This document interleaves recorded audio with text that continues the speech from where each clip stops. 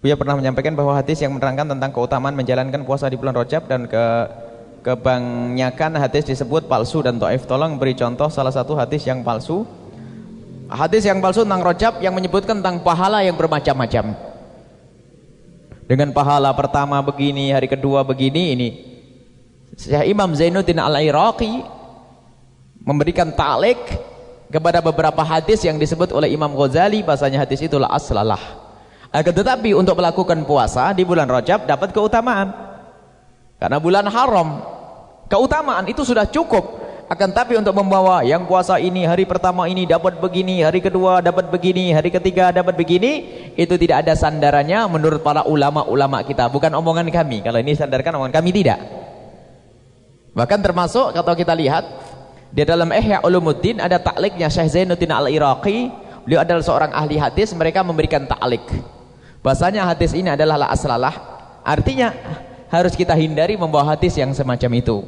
Tetapi kita hadirkan hadis yang sahih, yang benar tentang keutamaan bulan haram, ibadah di bulan haram, sedekah di bulan haram, puasa di bulan haram. Bulan haram itu ada 4. Yang satu Rajab sendirian, yang 3 beriringan, Dzulqa'dah, Dzulhijjah, Muharram. Itu semuanya sunat melakukan puasa, ibadah-ibadah.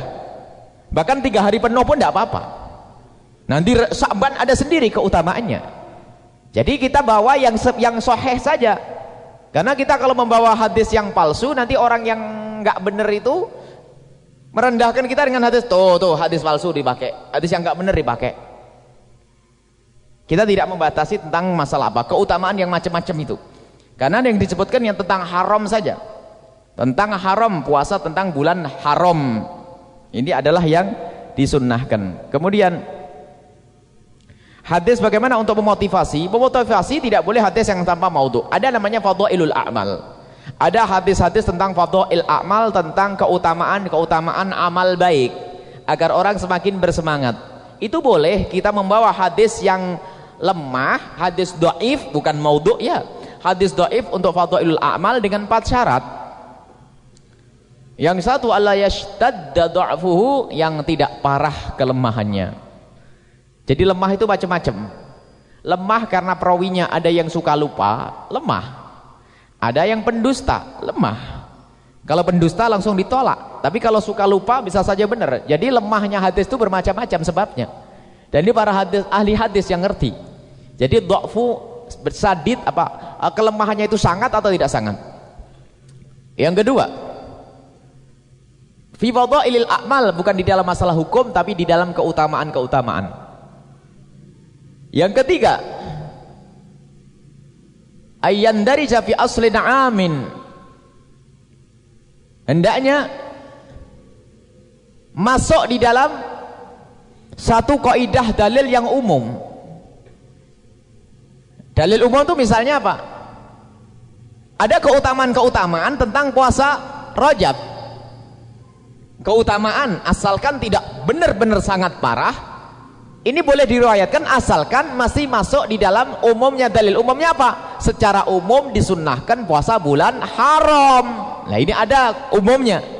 Jadi masuk, jadi nggak ada salah. Jadi bulan haram dianjurkan. Adapun keutamaannya ini asalkan tidak parah lemahnya hadis, boleh kita riwayatkan.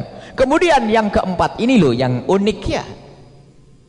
Imam Nawawi menyebutkan ini dalam kitab takribnya. Takribnya Nawawi kemudian disarah oleh Suyuti Tadribur Rawi. Hendaknya tidak meyakini kalau itu dari Nabi Muhammad, ya kan? Hadis fadhail a'mal boleh kita riwayatkan, tapi nggak boleh meyakini bahasanya itu adalah sunnah dari Nabi Muhammad karena itu.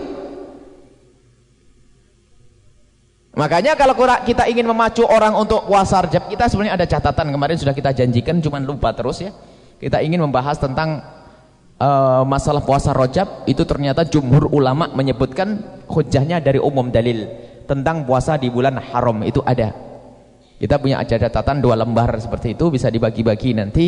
Karena sebagian orang membid'ahkan langsung, ini enggak benar bid'ah puasa Rajab. Ini orang kurang ajar itu. Memang ya, kalau enggak puasalah enggak apa-apa.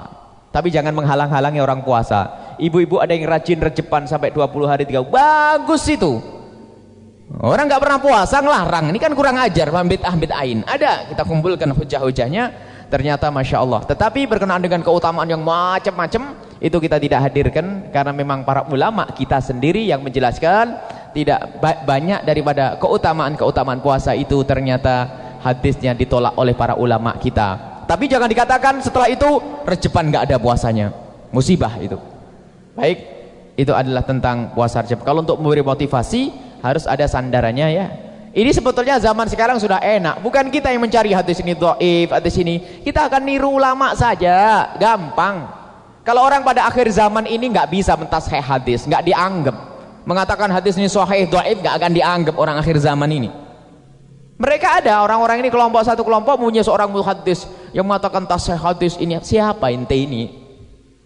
Seorang hafid itu harus punya hafalan hadis.